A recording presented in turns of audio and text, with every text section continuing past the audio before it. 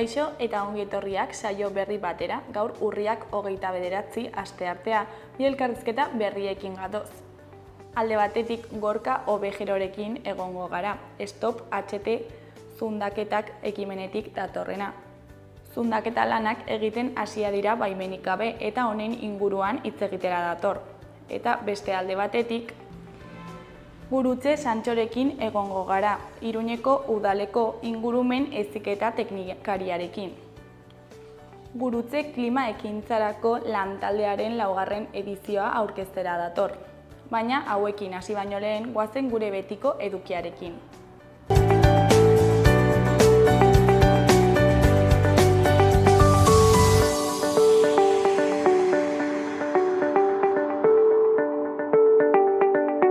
Goazen orain gaurko efemerideekin.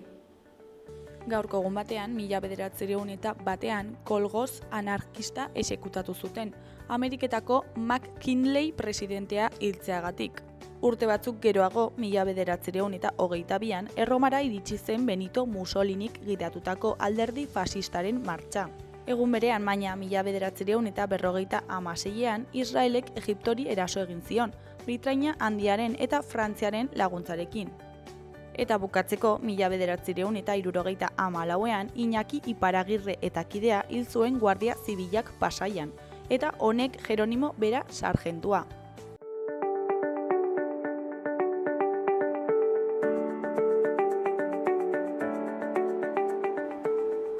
Errepasatu dezagun aste honetarako agenda. Asteazkenean, Artxibo Biluzia izeneko antzerkia egingo da Nafarroako Antzerki Eskolan, Iruñean. Juan Mari Torrealdai atxilotu zutenean, poliziak bere etxetik 100 dokumentu eraman zituen. Biluzik utzi ninduten, ez fisikoki bai intelektualki, kontatuko zuen beranduago. Artxibo Biluzia pieza sortzeko egun hartan hutsik geratuko karpeta bat irudikatuko dute. Konferentzia performatiboa, dokumentu antzerkia eta umorea uztartuko dituen pieza eszenikoa da. Arratsaldeko 7etan Nafarroko Antzerki Eskolan, sarrerak eskuragai txarteldegian eta online. Larunbatean, alde batetik familiendako zinema egongo da Sanduzelaiko Zibiboxeko ekitaldi aretoan arratsaldeko 6etan. CD Supermaskoten Liga filma egongo da ikusgai. Beste alde batetik Kondestable Zibiboxeko ekitaldi aretoan Rekord Arte Olaiaren lorategia antzezlana egongo da 12 Udaberriko lehen eguna da eta Olaia lorategira itzuli da. Huraxe nola bizi berritu den ikustera eta neguak utzitako arrastoak biltzera. Olaia, ordea, ez dago bakarrik. Lorategian oparo loratzen baitira belaunaldiz belaunaldi familiako emakumeek landatutako oroitzapenak. Bidaia bat izanen da absentzietan zehar eta denboraren joanean, agur esanez eta berriz ere topatuz gure haurtzaroko maskota, aitonamonak, gurasoak eta gure sustraiak. Egunez egun, urtez urte eta lorez lore beti gordetzen dugun udaberri berriaren gaineko itxaropena. Hau bukatu ondoren, ordu 1:30 Rekord Arte aurrendako jarduera didaktikoa egingo da.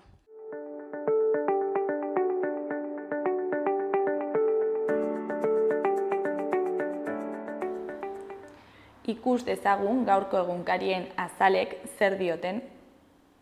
Diario de Noticiasen titular nagusian, Volkswagenek Alemanian 3 lantegi itxiko dituela iragarri du, milaka kaleratze eraginez. Taldeak murrizketak gogortu ditu, kostuak 4.000 milioi euro inguru jeisteko. Soldata masa 10% murriztea proposatu du. Auto elektrikoaren aldeko apostua ez da aireratzen, eskariak ez du erantzuten eta lantegiak daude txanda batean lanean. Landabengo zuzendaritzak esan du doikuntza Alemaniara mugatzen dela ertxiki, baina batzordea oso kezkatuta dago. Argazki nagusian Larrungo trena dugu. Titularrean 3 milioi larrun mendia babesteko. Hori koloreko berrietan alde batetik euskararik gabeko errotuluak belaten. Beste alde batetik Rodri eta Aitanarentzat urrezko baloia. Jarraian analistak osasuna zuzenduko du. Goiko berrietan batetik PSN, Bildu, Geroabai eta Zurekin alderdiek aste honetan sinatuko dute aurrekontuen ituna. Bestetik, Yolanda Diazek aitortu du bazekiela bazela 2023an Errejonen aurkako salaketa. Beheko berrietan, alde batetik Nafarroako bilabesa eta autobusen grebak milaka bidaiariri eragiten die. Beheko berrietan, alde batetik Arantza bifidua duen mutikoaren ama den Beatriz Zadabaren hitzetan, nire semearen arazoa daukanarekin bere burua onartzea da. Azkenik, alokairuan esku hartzeko legea aldatzearen aurka agertu dira UPN, PP eta Vox. Diario de Navarraren titular nagusian, kezka Volkswagen landabenen Alemanian lantegiak itxi ditzazketelako. Inork ez daki noraino iritsiko den erabaki horren edapen uhina.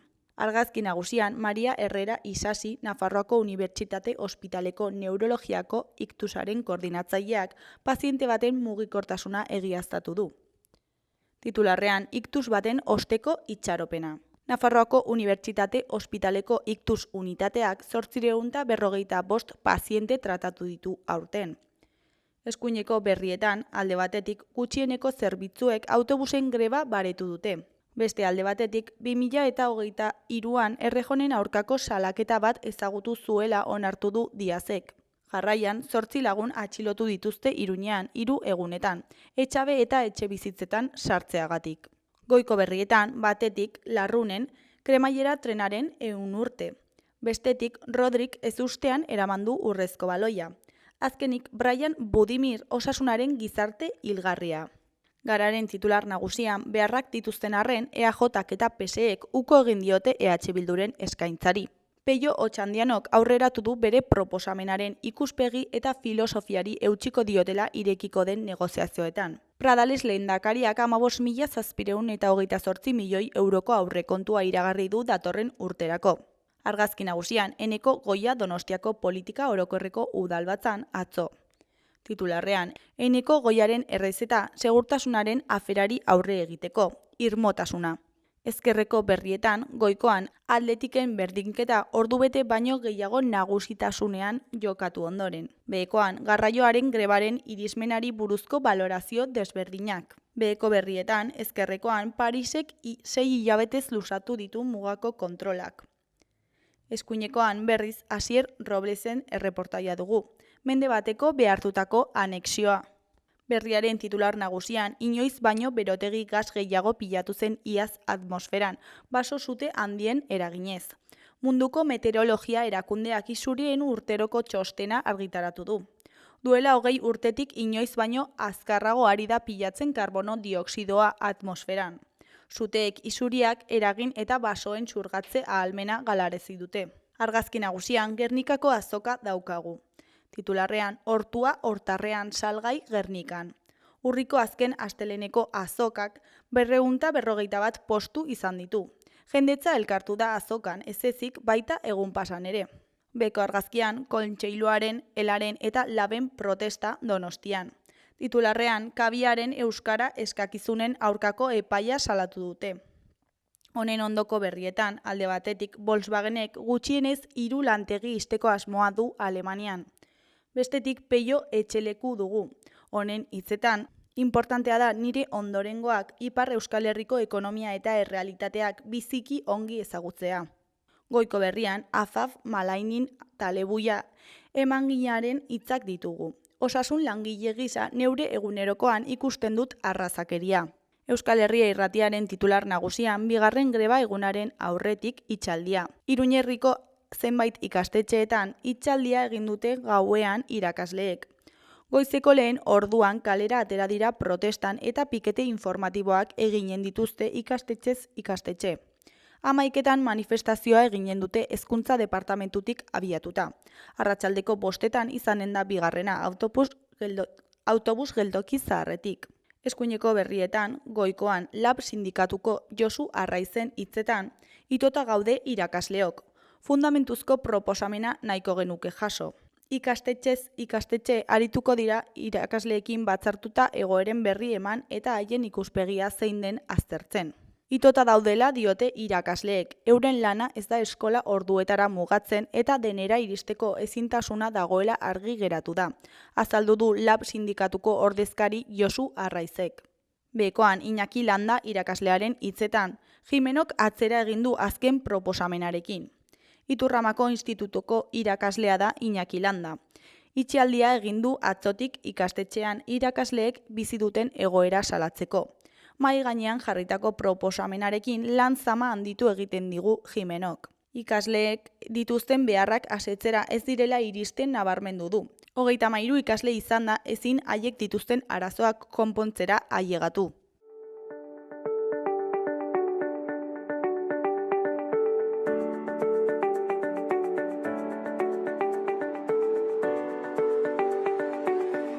Kaixo, lehen aipatu dugun bezala, orain Gorka Obejerorekin gaude. Stop HT zundaketak ekimenetik datorrena. Kaixo, zer moduz? Osongi, eskerrik asko gonbidapenagatik. Bueno, zundaketa lanak egiten hasiak dira, baimenik gabe, eta horren inguruan hitz egiteko, igual hasiko gara hasieratik, zer da Stop HT zundaketak ekimena? Orain dela urte terdi edo, Sakanan eta Izan eta Goierrin, zundaketak egiteko asmoak agertu zizkiguten udalei, HTA Iruñatik Gasteiz edo Ezkio itsasoarekin batzeko beharrezkoa diren zundaketa hauek egiteko baimenak eskatu zituzten udaletan, eta hortik aurrera sortu zen ekimen hau zundaketen aurka egiteko.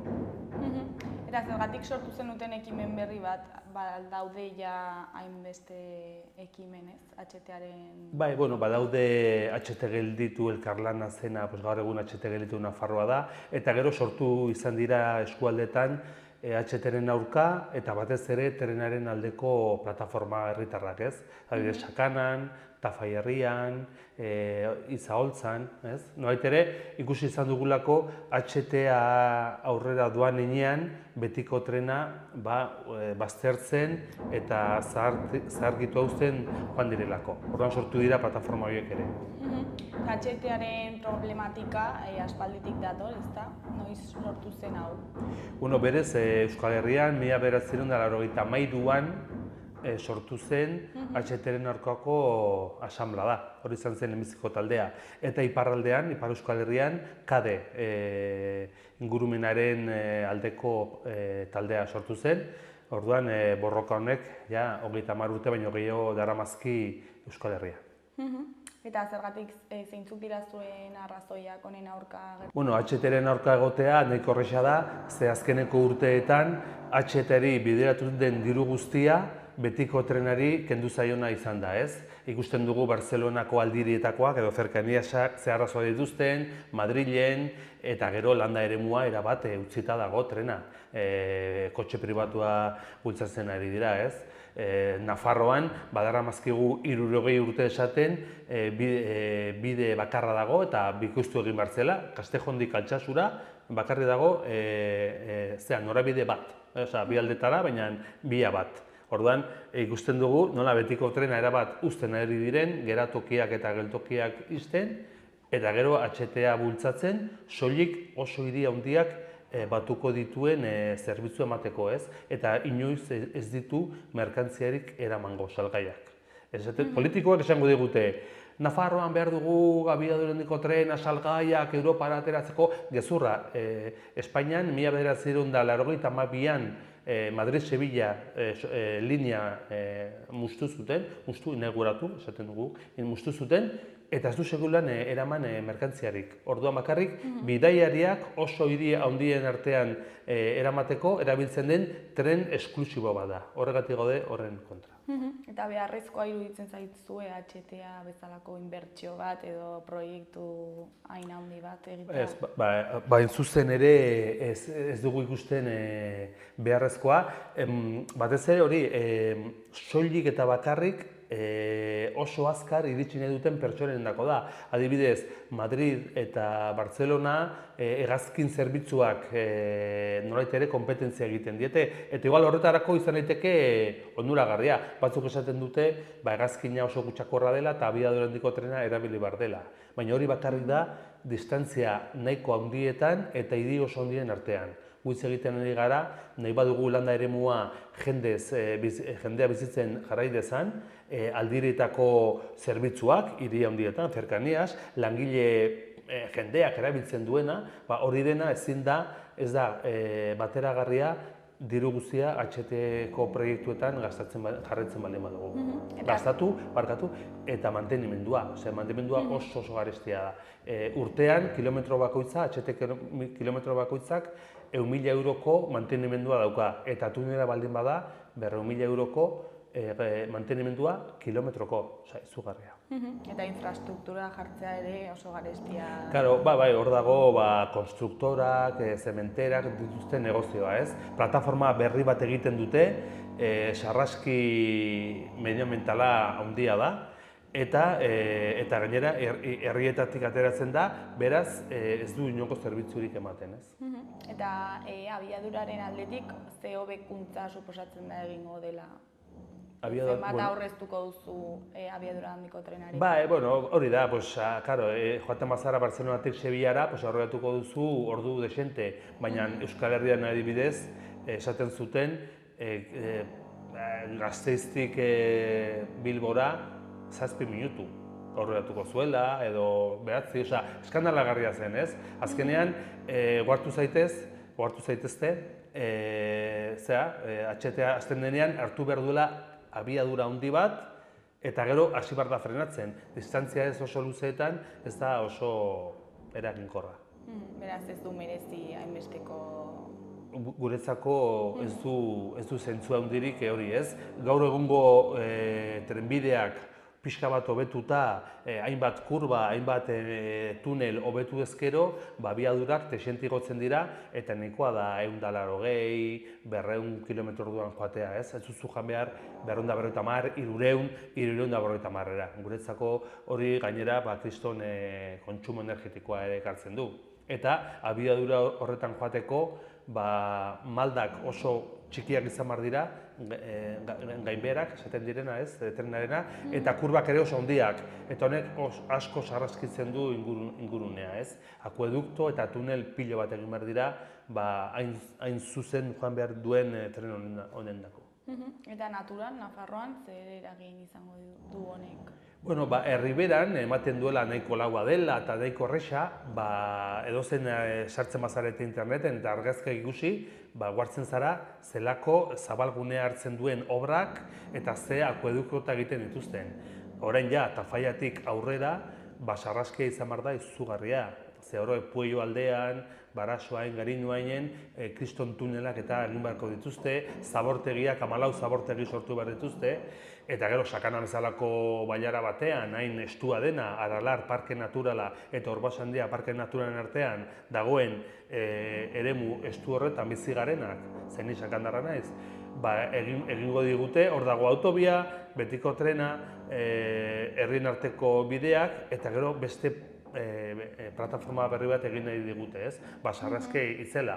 Imaginatu zazu bakarrik, bi parke naturen artean dabiltzan animalien dako ze beste arresi bat izango litzatekeela, ez? Gehi zarata, vibrazioak, izugarria.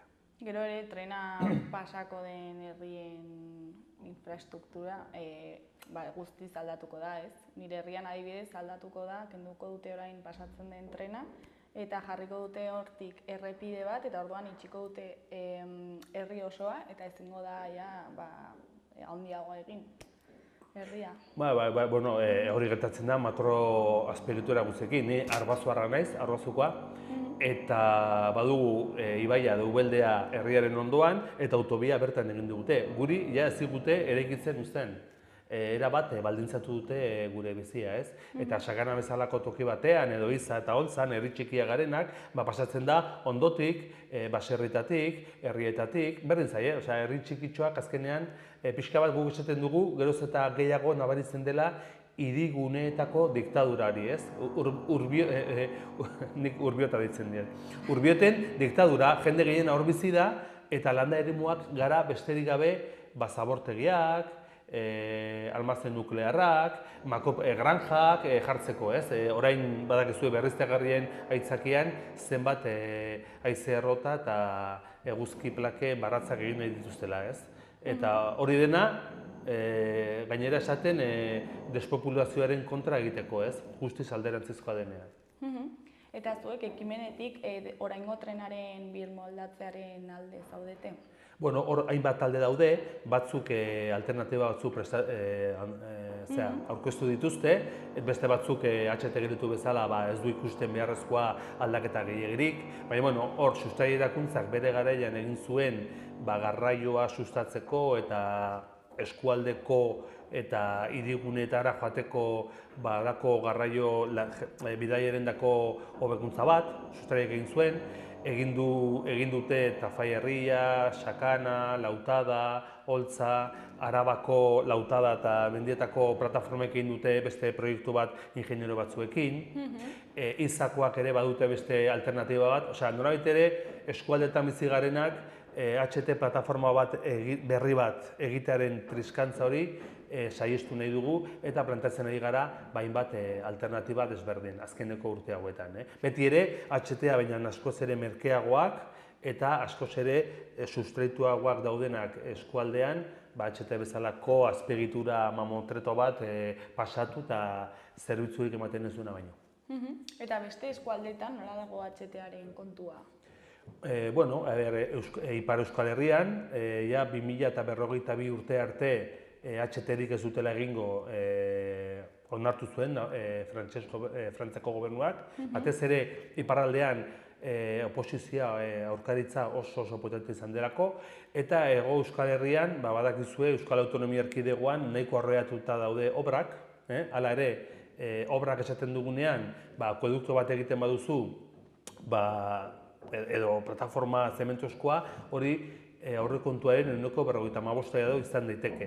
Beste 95% izaten da azpiegituraren gainean duan katenaria, segurtasuna, trenak, geltokiak, eta horren asko falta da. Ematen du Euskal Igrekoa bukatua dagoela, baina hor daude Bergaran, Orereta, Lezo inguruan, orain Astigarragan, oraindik Bizkaian ere, oraindik falta zaie desente egiteko. Eta Nafarroan, Kastejondik Tafallaraino egiten ari dira, bukatzen ari dira, esaten duguna plataforma, zementoskoa, baina orain etortzen zaie Tafallatik gora, kriston arazo teknikoak daudenak eta oso zaila dena.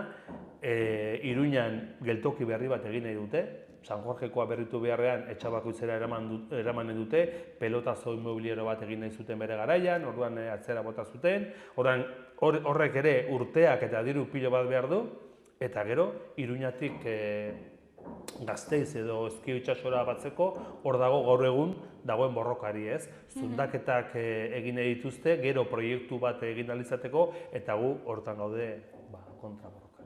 Eta beste eskualdetako plataformekin jarri zarete kontaktuan edo elkarlanean aritu zarete? Bai, bueno, Euskal Autonomia Erkidegoan aurkaritzaia deseginda dago.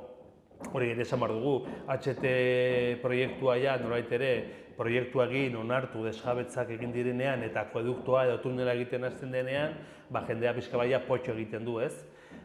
Dena den urteetako eta urteetako obrak dira.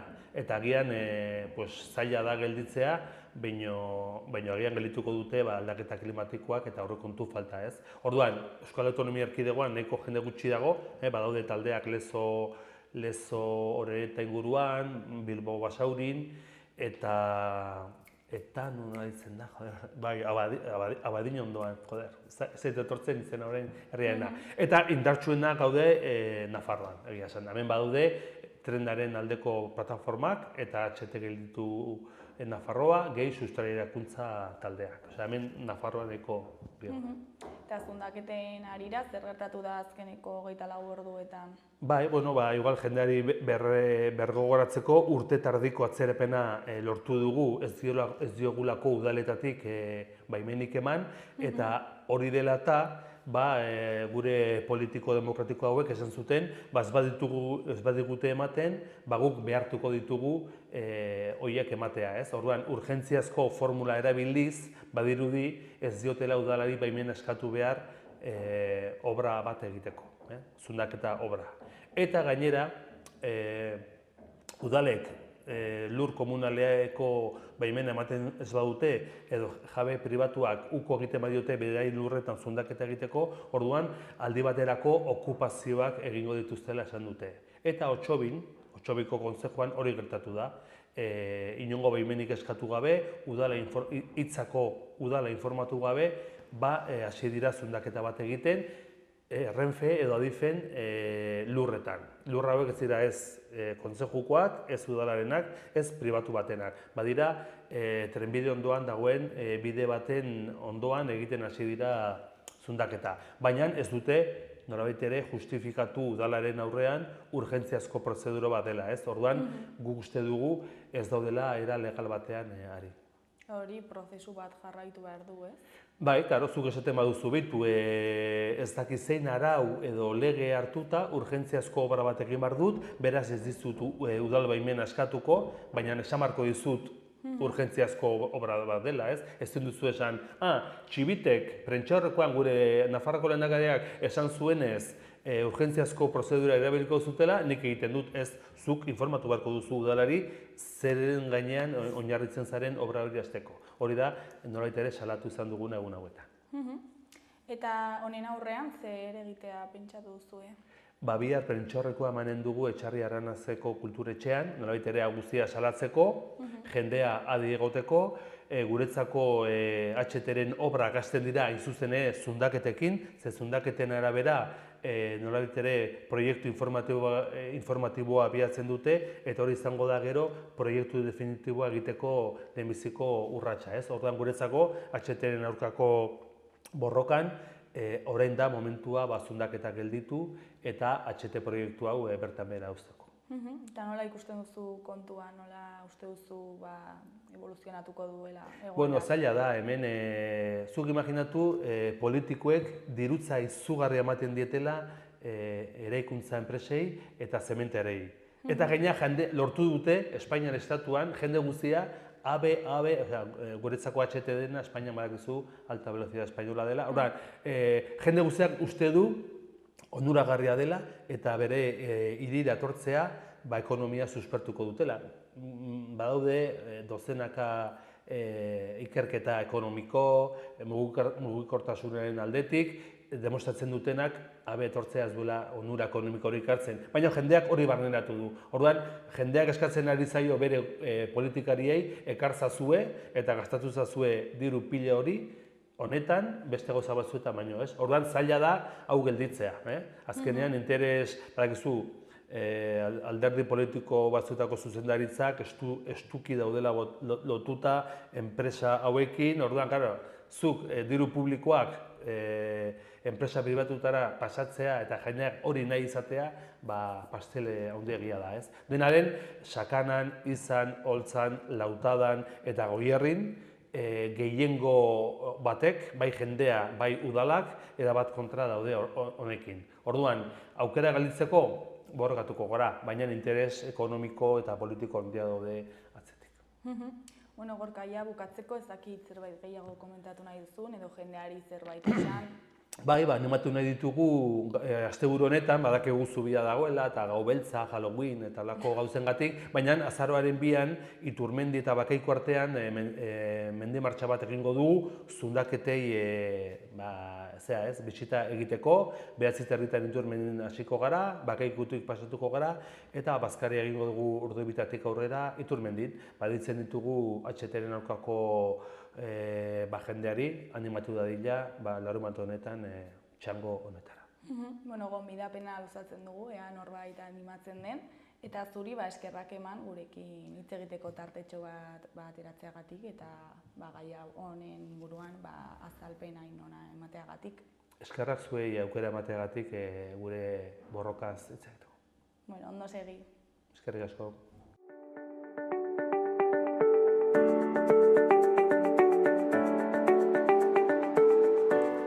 Gaurko eta biharko eguraldia ikusiko dugu. Gaur, asteartea, eguna atzokoaren oso antzekoa izango da. Behe-lainoa leku batzuetan eguerdira arte ez da desegingo, baina zeruan hodeiekin eta ostarteekin jarraituko dugu. Beti ere ipar isurialdean garbiago egongo delarik. Hegoaldean ez da baztertzen tantaren bat edo beste egitea. Hego-ekialdeko haizea ibiliko da goizean eta ipar ekialdera egingo du arratsaldean. Temperatura maksimoak igo egingo dira eta 18-20 gradu artekoak izango dira. Asteazkenean goizean goiz zerua oso hodeitsu geratuko da eta egunaren erdi aldeko orduetan euria egingo du. Sarriago eta ugariago hegoaldean, batez ere hego-ekialdean. Gauean atertuz joango da eta ostarteak zabalduko dira. Temperatura maksimoek berdintsu jarraituko dute, baina jeisteko joerarekin eta minimoak pixka bat gehiago igoko dira. Ekialdeko edo hego-ekialdeko haizea ibiliko da, bolada gogor batzuekin Mediterraneo isurialdean.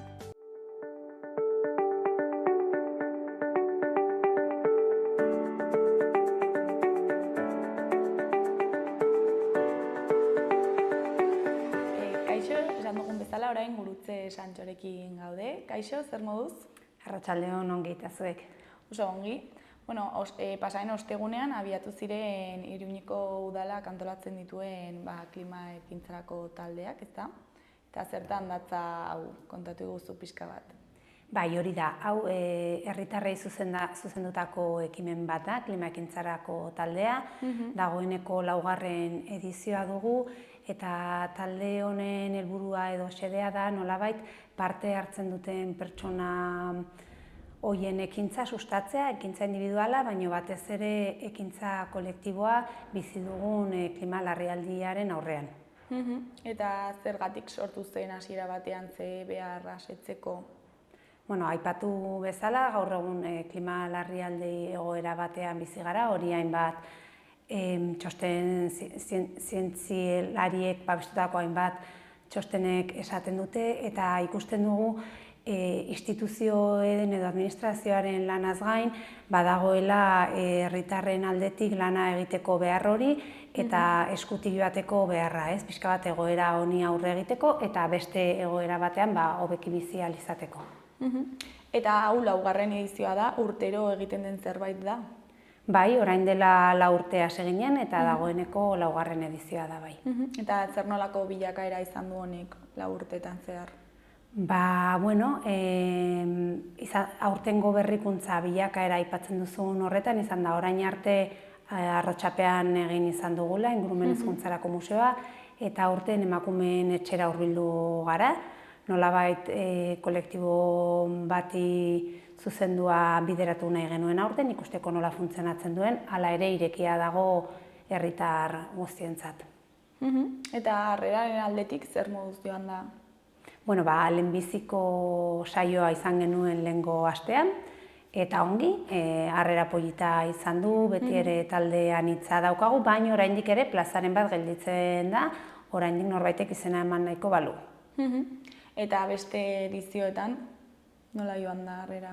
Begira, orain dela 2 ikasturteko ediziotik, aipagarriena da, edizio hori nik uste dela orain arteko aipagarriena, edizio horretan parte hartzaile gehienak izan zielako Arrotxapeakoak eta bertako partaideetako batzuk ez denak, baina talde polit bat erabaki zuen aurrera jarraitzea eta orain bere kabuz jarraitzen dute SOS ekintza taldearen izenean, beraiek hilabetero elkartzen dira, hilabetean behin, hainbat proposamen egin dizkiote ere udalari eta parte hartzen ari dira Iruñeko udaleko hainbat forotan eta proposamenetan.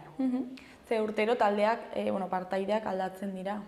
Bai, egunero urtero partaideak aldatzen dira. Gero jarraitu nahi dutenek beraien kabuz, iazko batzuk ere sartu dira orain SOS ekintza taldean, gero bakoitzak erabakitzen du pixka bat zein den bere bidea, baino gurekin nolabait ikasturte bat urritik maiatzera bitarte. Eta partaideen profila nolakoa da? Ez dago profil ezakit konkreturen bat, adinaren aldetik? Ez, orokorrean denetari dugu, aurten emakume gehiago ditugu, baina hala ere gizonak badaude, beste urte batzuetan berdintxoa izaten da, baina pentsatzen dugu aurten emakumeen etxean izateak izan duela bere garrantzia horretan. Jende gaztea helduak edo baino gutxiago hurbiltzen dira, baino beti ere gazte txoren bat izan ohi dugu, bai. Eta aurtengo edizio honetan zergatik erabaki duzue genero ikuspegiaren aldetik egitea? Begira, nolabait urtez urte joaten gara gauzak aldatzen edo saiatzen gara beti ere hobetzen, genero ikuspegia iruditu zaigu hasieratik txertatu dugula edo txertatu behar zela, baina garrantzitsua iruditzen zitzaigun aurten bereziki emakumeen etxean egiten bagenuen eta berdintasun alorrarekin batera, igual nolabait pixka bat horri buelta bat eman edo hori finkatzeko eta aurten pixka bat gure esfortzua horretan zentratuko da ere. Eta zuek ekintza kolektiboa eta ekintza individuala ezberdintzen dituzue, zer esan nahi du honek arlo honetan?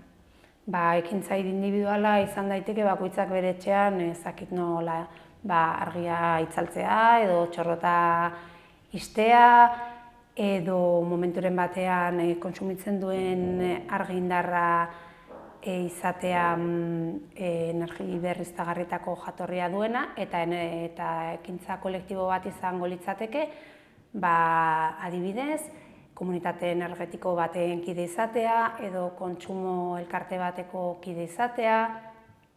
Eta zer egin dezakegu individualki eta kolektiboki?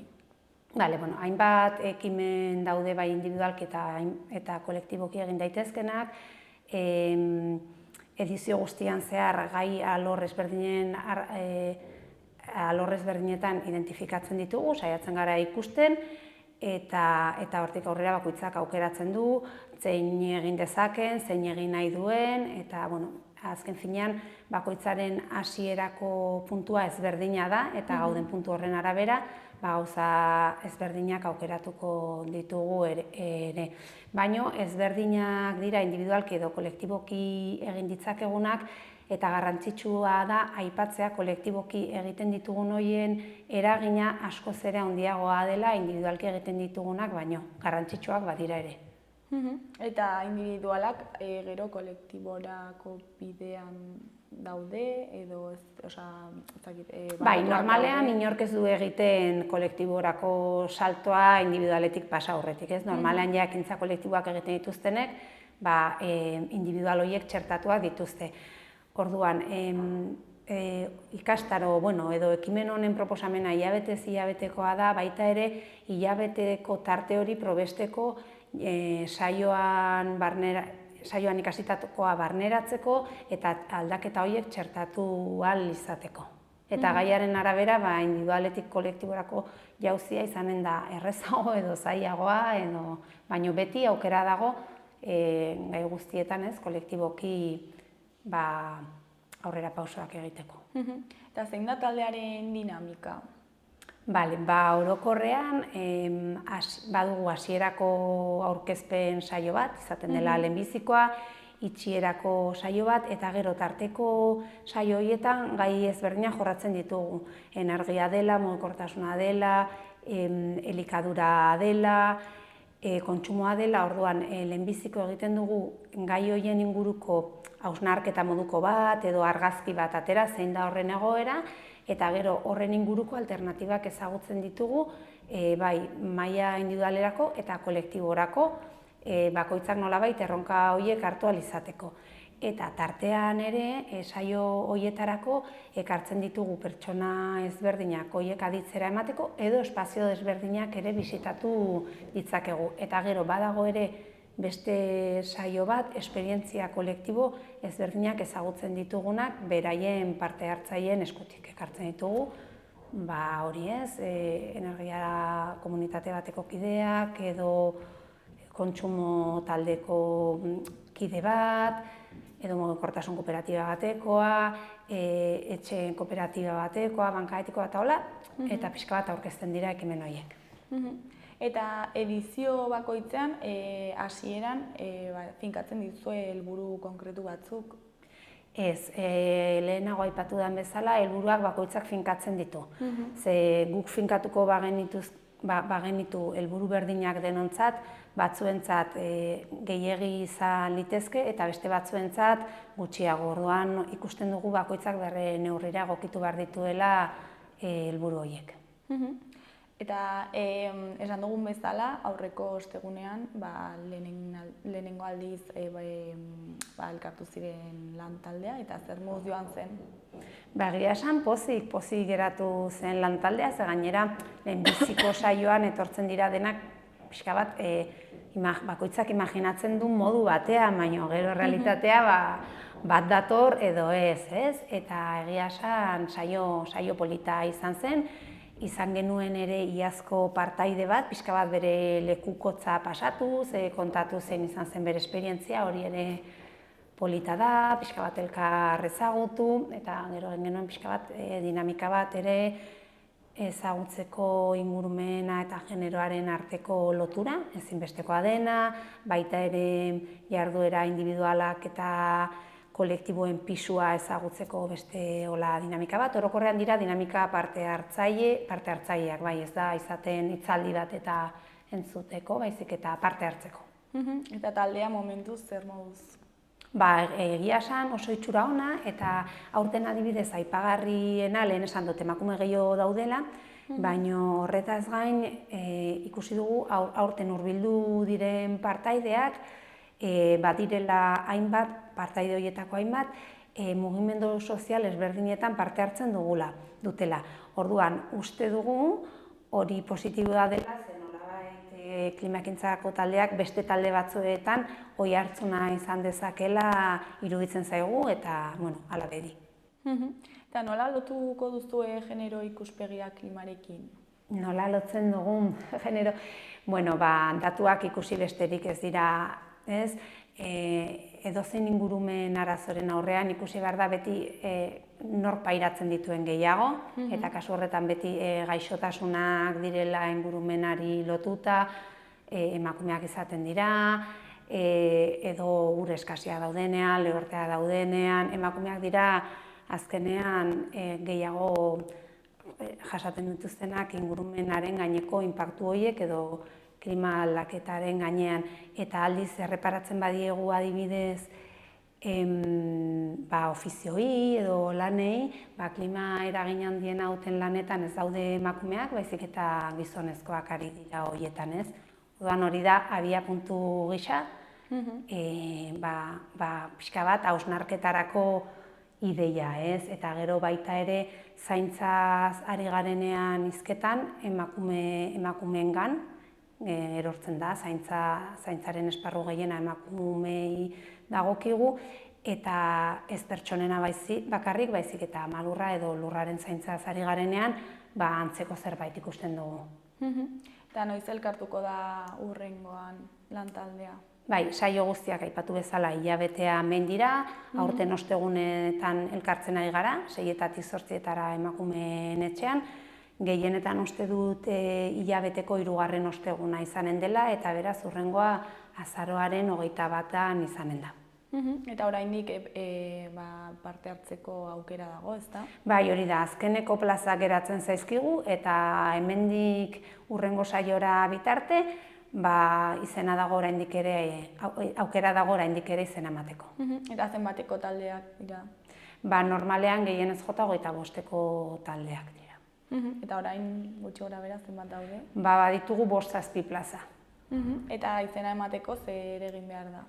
0-10 deituz, edo Iruñatik kanpo edo mugikorretik deituz gero, 9-8-8, 420, 100 telefono zenbakira deituta, izena eman eta listo. Eta zer da aurtengo edizioaz espero duzuena? Zer espero dugu?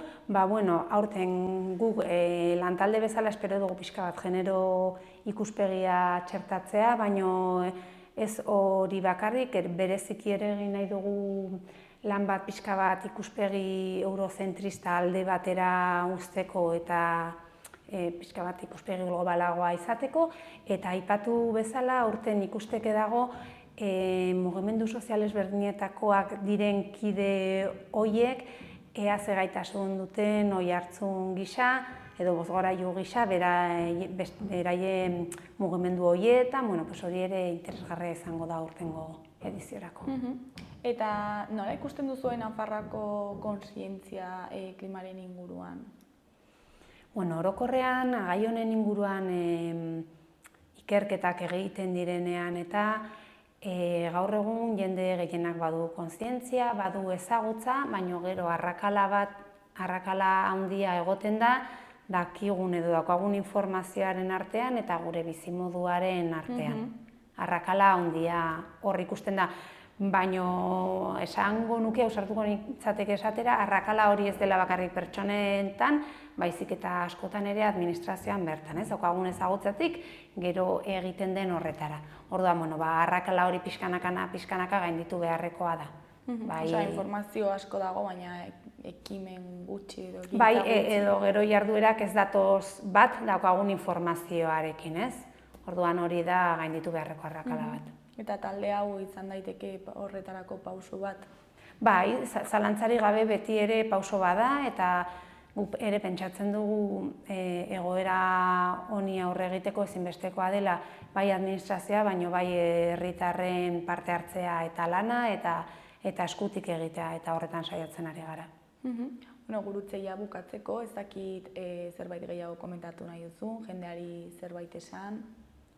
Nik animatuko nuke, batez ere aipatuko nuke hilabetean behin ez dela esfortzu gehiegi eskatzea, saioak nahiko arinak direla, dinamikoak, eta orokorrean parte hartu duen jendea oso pozik geratu dela, gero prest daude hurrengo urtean etortzeko kontatzera zer egin duten, animatzera, batzuk bere kabuz jarraitzeko grinarak utzi dute eta jarraitzen dute, ez, bigarrengo urtez, eta nik uste esperientzia polit bat dela. Noiz arte iraungo du, ez dugula komentatu? Maiatza bitarte, bai. Hilabetean behin urritik maiatza bitarte. Primeran, ea jendea animatzen den, eta zuri eskerrak eman onera etortzeagatik. Eskerrik asko zuei.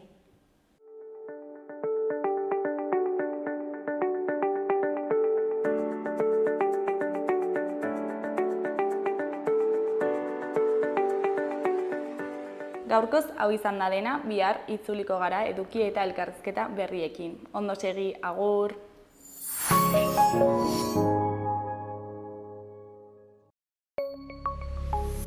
Gobierno de Navarra. Nafarroako gobernua.